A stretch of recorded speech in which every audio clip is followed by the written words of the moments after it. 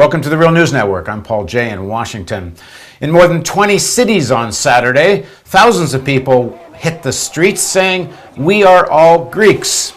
Solidarity movement with Greece is spreading across Europe, and the famous resistance fighter, anti-Nazi resistance fighter, Manolis Glezos, came out and called on Greeks to unturn this rotten system.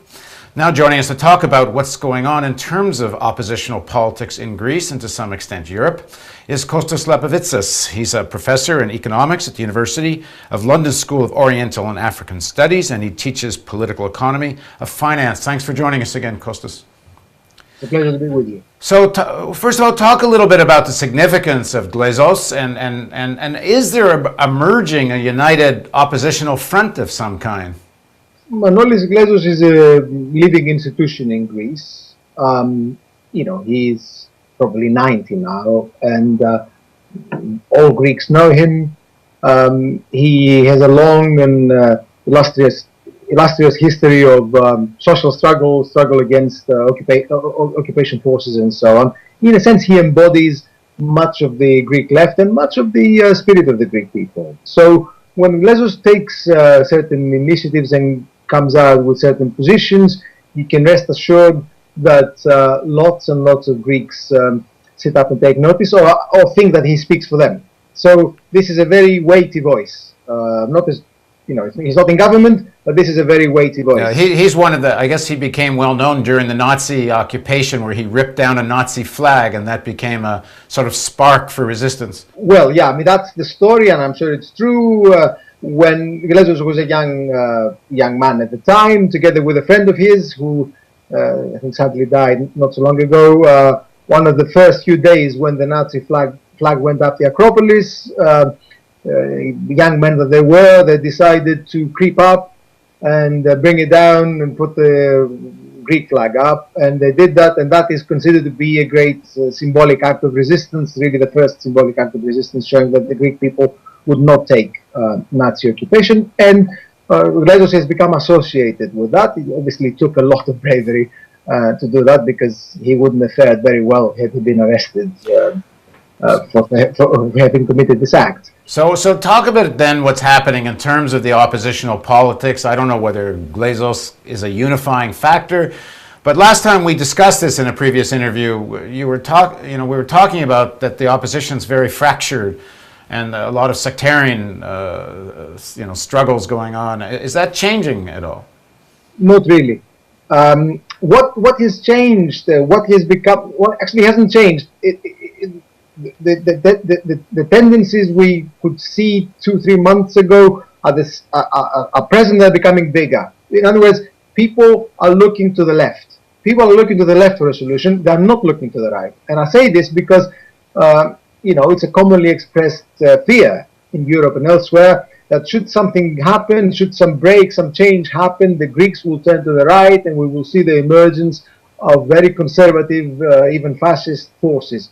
Of course it's possible. I do not wish to say that it's not possible, but that's not what we see. That's not the dominant tendency that we observe. People are turning to the left. They wish to see a solution that comes from the left, and they're putting their trust in the parties of the left collectively. When you take them all together, all of them are benefiting pretty much in the Gallup polls, and substantially. I mean, it is possible that between 35 and 40% of the electorate right now would vote for parties of the left, not simply left of center, but of the left. But if these parties are all on different pages and aren't in some form of broad front, they're not likely to actually take power.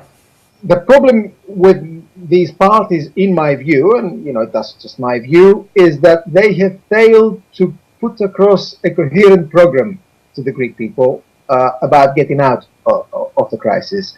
Most of them are reluctant to discuss the euro.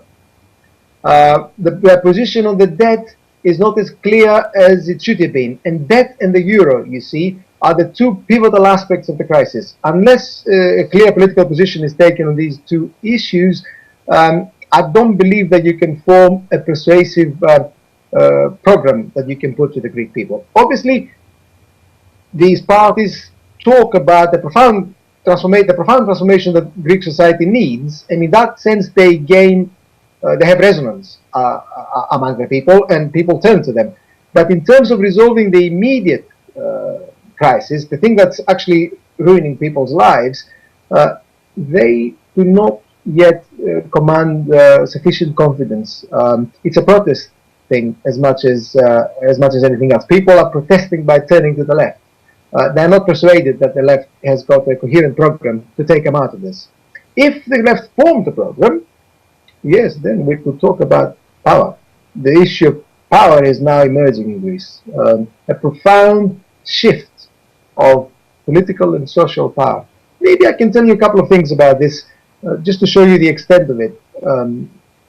You see, Greece faces clearly an economic crisis. And it began as an economic crisis 4 years back, and it now is horrendous.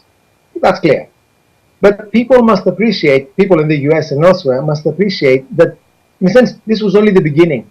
Actually, Greece now faces a multi-sided, multi-layered, total crisis. It has to be appreciated. Greece faces, you see, a social crisis.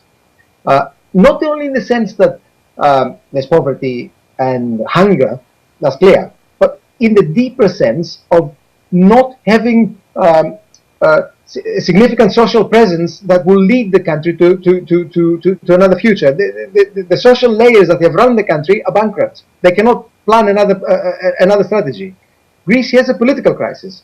The political parties are considered completely discredited by the Greek people. Greece has also a problem of intellectual leadership. The intellectuals of the country basically failed it. We're 2 years into an incredibly deep crisis, and public debate on what to do from the intellectuals has been extremely weak, extremely weak. Greece also faces, you see, a problem of values. And society knows it. Society feels that it has taken a bad path, that Greek people have lost traditional values, they've not replaced them with anything else. Society has become very individualistic, cynical, looking after number one. It's lost values of solidarity, values of social support. People feel that very keenly, but they don't know quite what to do about it.